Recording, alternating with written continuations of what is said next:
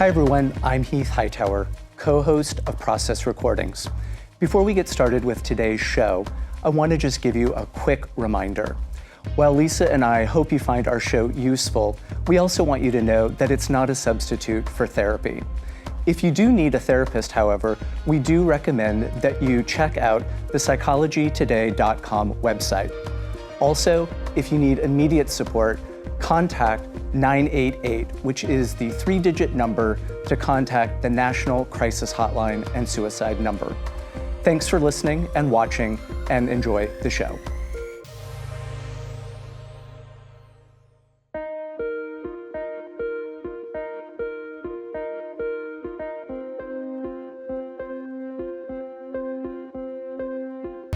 Hi everybody, I'm Heath Hightower. I'm Lisa Wessan. And this is Process Recordings. This is the show where we talk about real human problems as well as solutions and techniques to overcome life's challenges. Lisa, it's great to be back with you today. Yes, I'm excited to continue our topic on shame. Yeah, so for those of you who weren't able to hear our last episode, you should definitely catch that. We are talking about shame today. And in particular, we're going to talk about how to help people move from shame to self-forgiveness and hopefully to a sense of pride. That's right. But just a quick recap, just to make sure that we're all on the same page about what shame is and how it's different from some other things. So just as a reminder, shame is the emotion we feel when we believe that we are fundamentally bad. Fundamentally bad, damaged, something is wrong with us specifically, which is different from guilt, which is the emotion we feel when we've done something bad or we've done something that we think is wrong. The example that I often use is if you believe that it is wrong to steal and you steal something and then you feel bad about that, that's guilt.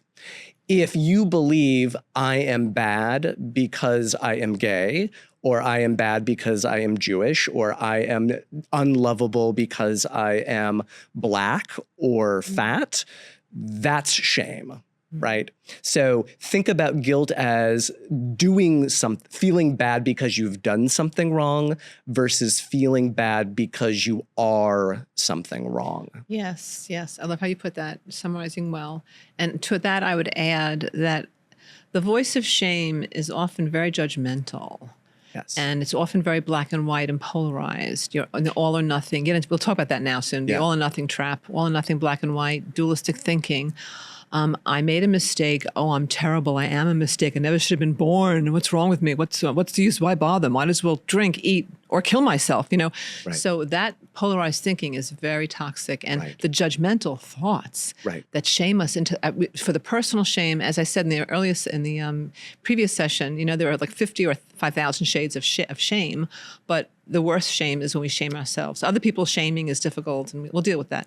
But right now we want to look at learning how to be non-judgmental. In this episode, I hope we can cover some tips and techniques. Absolutely. I know I teach dialectical behavior therapy, and in the skills training, we have a whole chapter on how to be non-judgmental. It's awesome. Those handouts, worksheets, we plow through, and people go, "Oh my God, can I actually?" And they do get there eventually, but it's very difficult because we're actually programmed to judge. We're very judgmental beings, Yeah.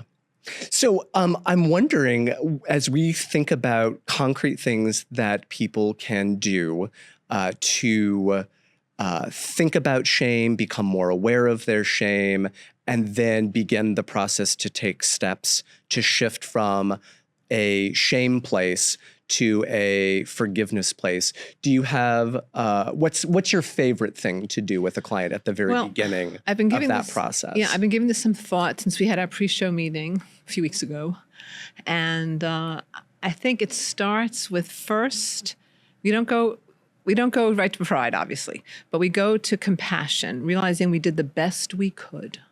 Given the skills we had, the medication we were not taking, the nutrition we had, the family support or lack of, like everything that happened up to this point of this, let's say they're in our office in a session, or on Zoom in a session, they did the best they could. And if I could wave a magic wand and just say, like, let go of the past, you cannot go back and change it. One of my favorite teachers, Byron Katie, says, when you argue with reality or when you argue with the past, you lose, but only 100% of the time. So now we're starting fresh, and we're going to have compassion for all the mistakes and errors and traumas and hospitalizations and whatever, divorces, whatever, assaults, things that happened. We're going to let it go. And that's a whole process, one by one. And I sometimes have people write a letter. Sometimes they feel bad about something they did, and they want to let go of that shame, actually guilt and shame, let's say. So I find, maybe you do this too, I have people write letters to the person, place, or thing that was very disturbing to them in their childhood or their past or 2 weeks ago, whatever. Writing a letter, writing it down on paper, and is a way of releasing. And there's lots of ways to detach from the past. And I find writing things down, the energy goes through the hand, it moves onto the paper, it gets out of the body. They say the issues are in our tissues. Letting it out is the beginning of the de-shaming process, letting it out. And speaking to us who are non-judgmental, but that's just the beginning. Because when the shame feelings are still inside the body, they're like festering in there, and they're causing. And also, it often triggers my people often want to eat or drink or drug. So getting it out is step one. Right. And then writing letters, sometimes really short letters, brief notes to these things that are upsetting, gets to start the process of releasing it. Yeah.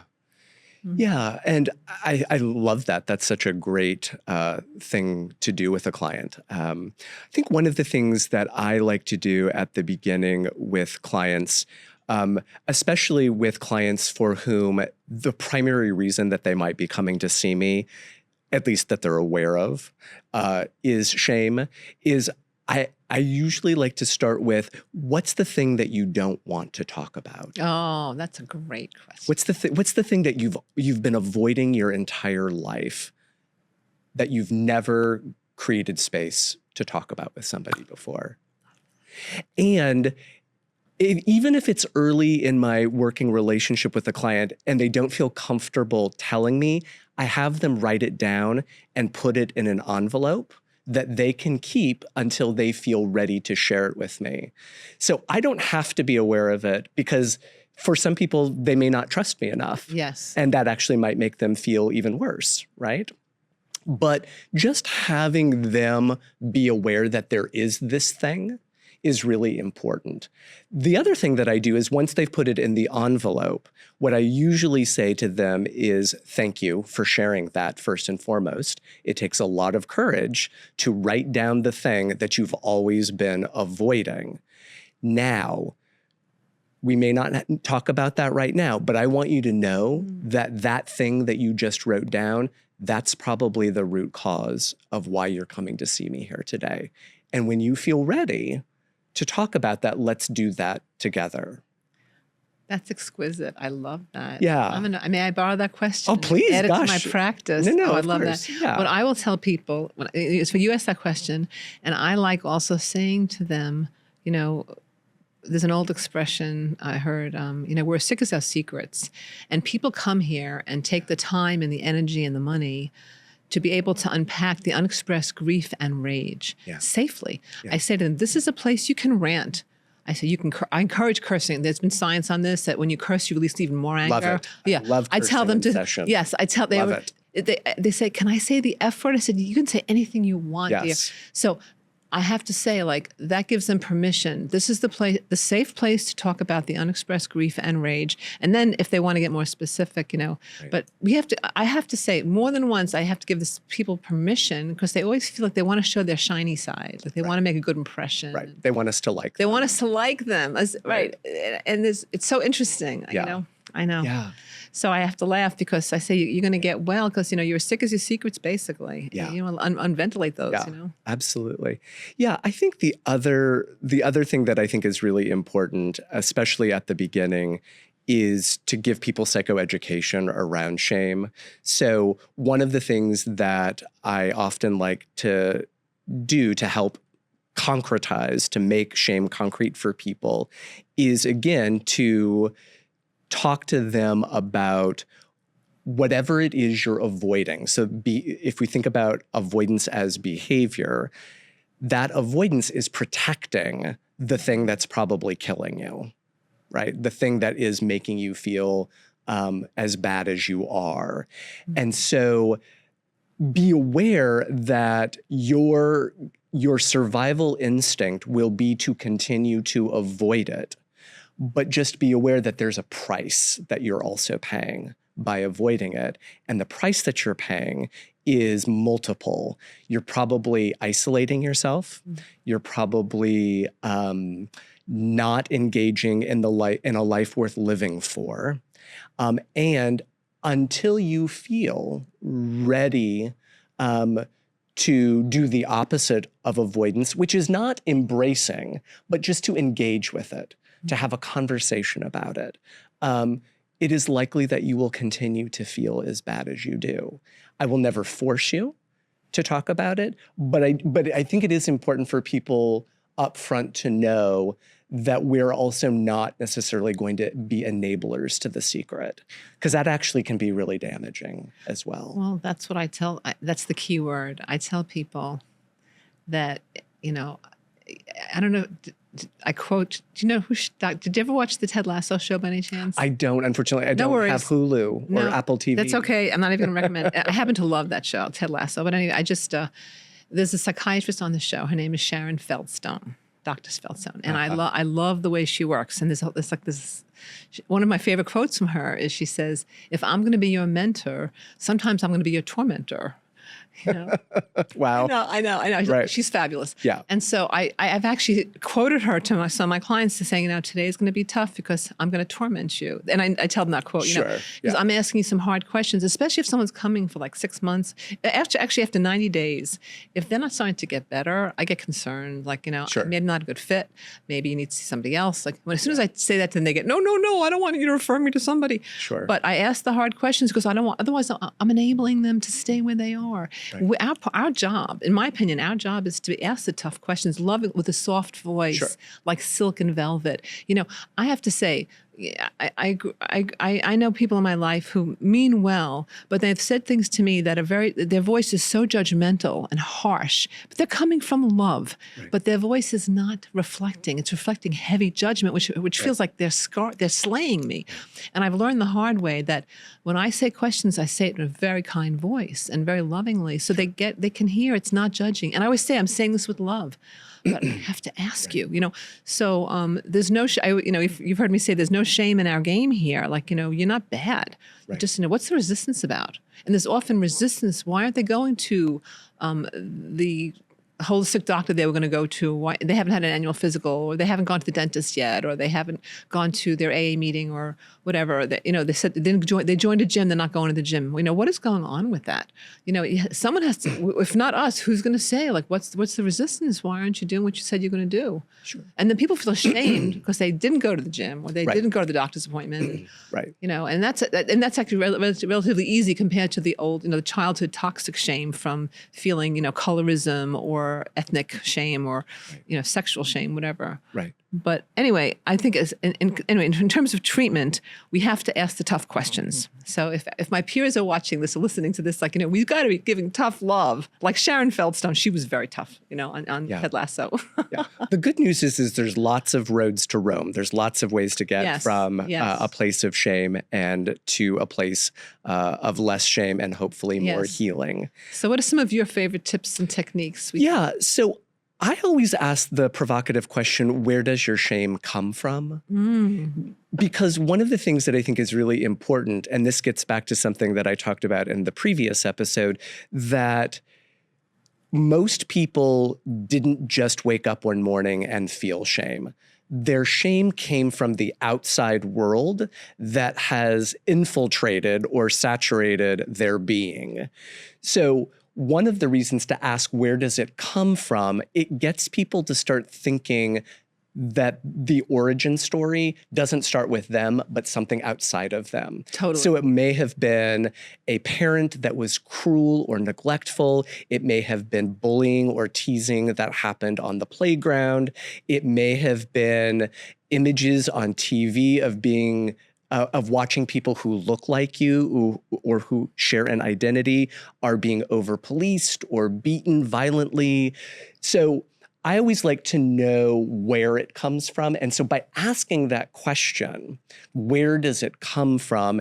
It gets people to shift from what they're feeling inside to something outside of them. And that's actually good news, because part of the treatment is helping them understand that the problem may not be them, but the outside world. Right, the external stimulations. Right. But you're reminding me, I've never had someone come to me or write on my intake. I give them they have a heavy intake form with me. Sure. I'm here because I have shame. Nobody Right. writes that. They're depressed, they have anxiety, they're under-earning, or they're overeating, or there's something going on. Or it's a combination, you know. A lot of anxiety, almost everybody has anxiety. Almost everybody checks off the anxiety box. Nobody comes in and I have a shame issue. I've never heard that. And people don't even think about it until we say to them, like, wow, you've been carrying a lot of a shame burden here. And I've had people start crying when I say that, because they never thought about it. They don't think of themselves as having shame. They think of they're depressed or they're unhappy. I'm unhappy. I say that's like means nothing. Unhappy. It's like, pfft. So do you use the emotion wheel in your work? Have you seen Polchik's emotion wheel?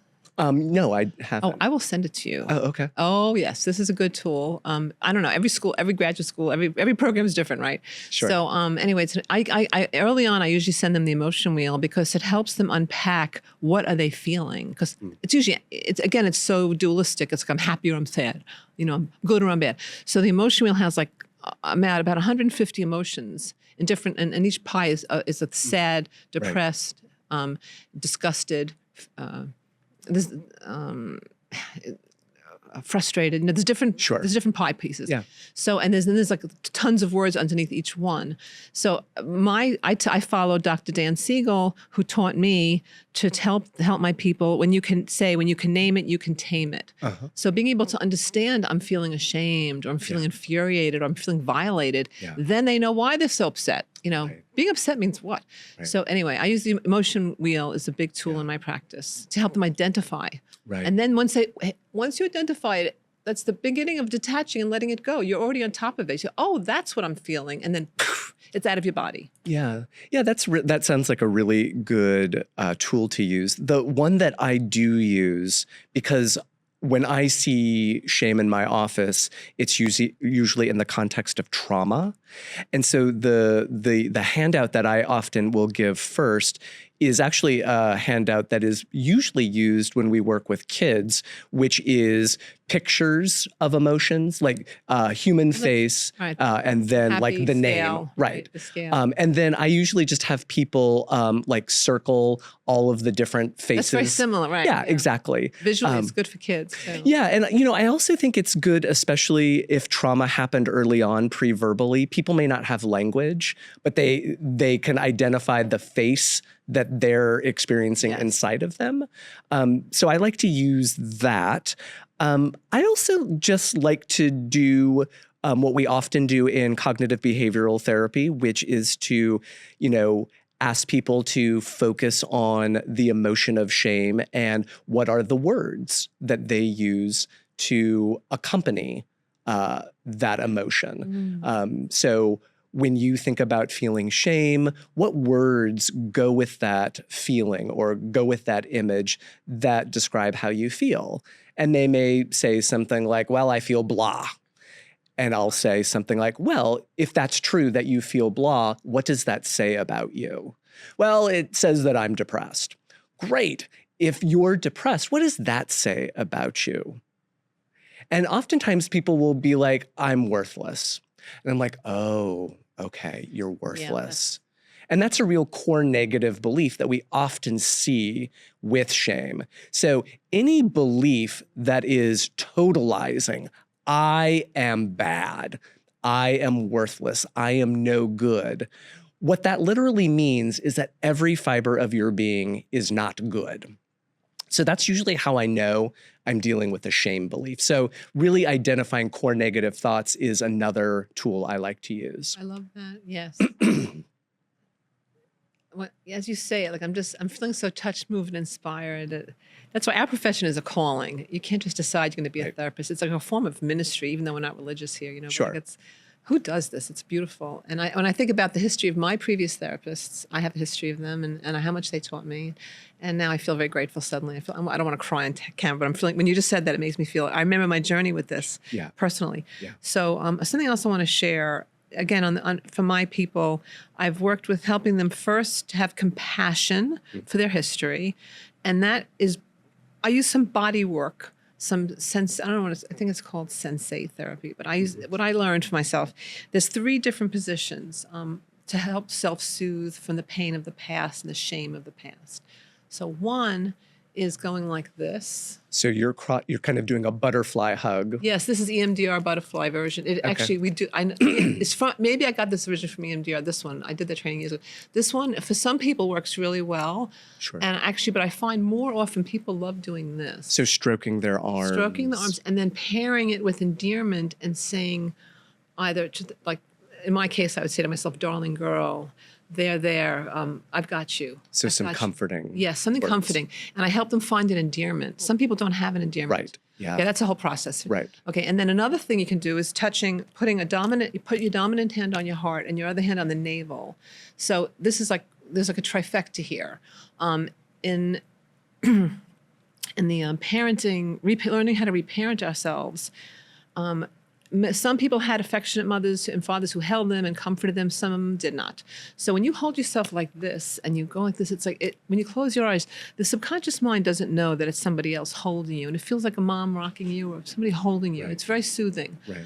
Okay, that's on the reparenting level. We're learning how to, in therapy, you're learning how to reparent yourself, basically. Because if you didn't have good parents, or even if you had good parents, but they weren't consistent, whatever. No parents are perfect.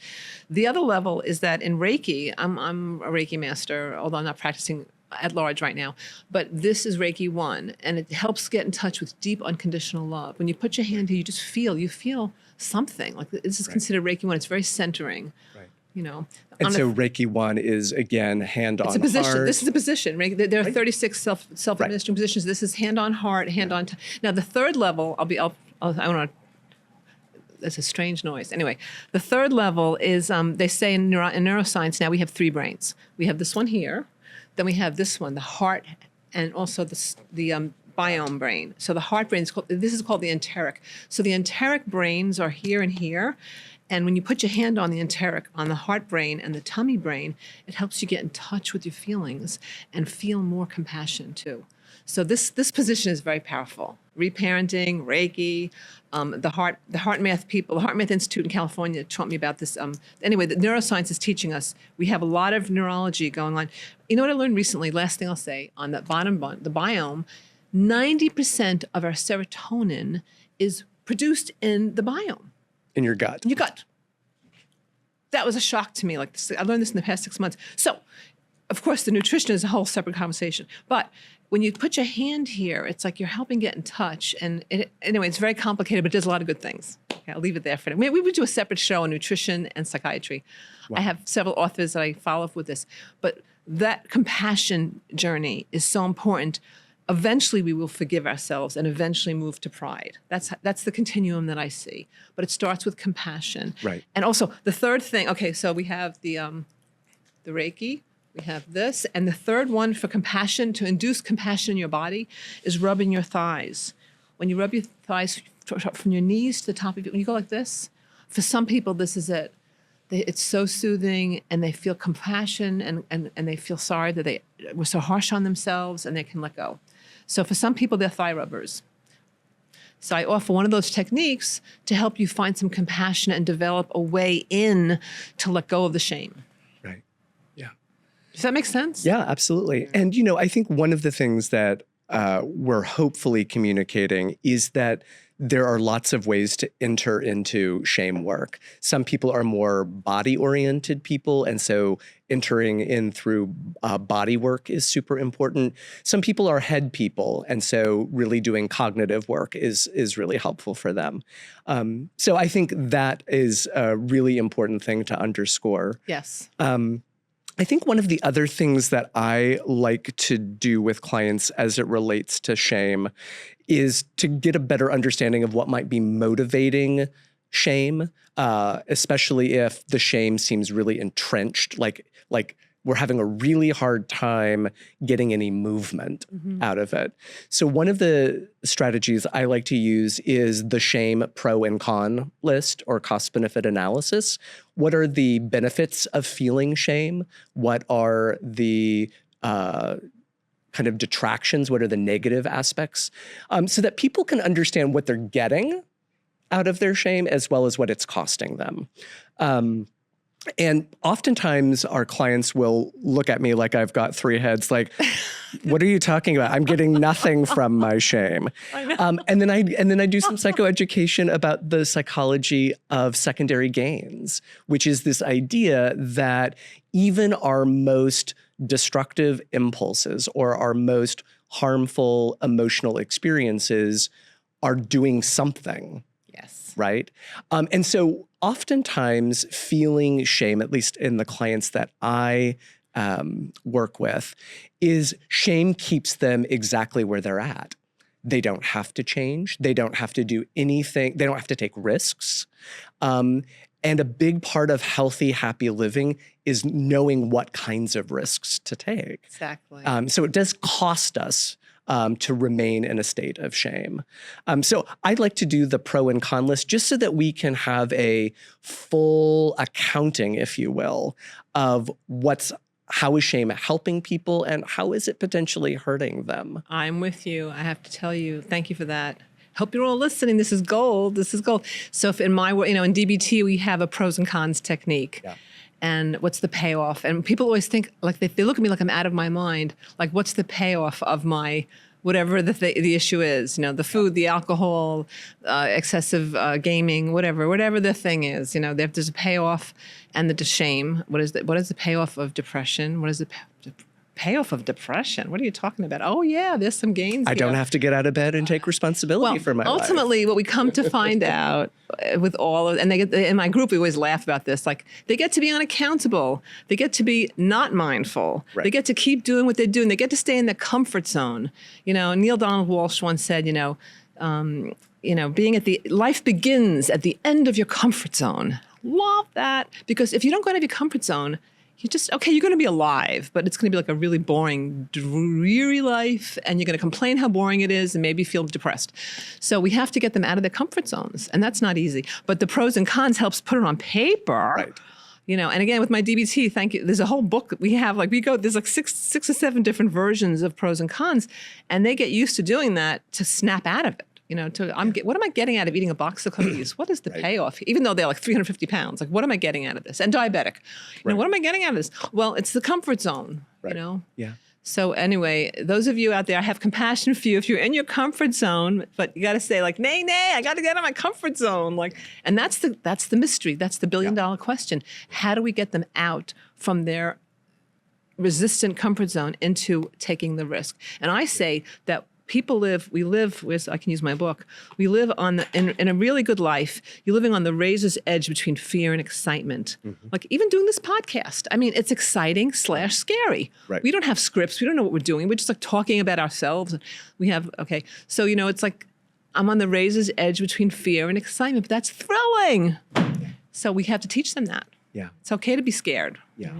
And I think the last thing, and this is where the hope really comes in the work that I do, is looking for the exceptions. When and where and in what context don't you feel shame? Because the thing is none of us feels everything 100% of the time. And it's really by identifying the exceptions for when you feel less shame or no shame at all, those are oftentimes the clues for what you need more of in your life. That's a great way to end. We are going to wrap now. Thank you again for a lovely, stimulating conversation. I took some notes. I love what you shared. I will send you the emotion wheel. Fantastic. And for those of you who are joining us, we hope you keep coming back. We love having an audience, and please feel free to comment. And I guess we're going to have comments coming once we get started. And remember always that there's no shame in this game. When you share about your feelings and make yourself vulnerable, it's a wonderful thing, and you're on your way to a new journey of beauty and a better life. Good health is wealth. Go for it. Process Recordings is produced by Heath Hightower and Lisa Wessan, with technical support from Chelmsford TeleMedia, the community media center of Chelmsford, Massachusetts.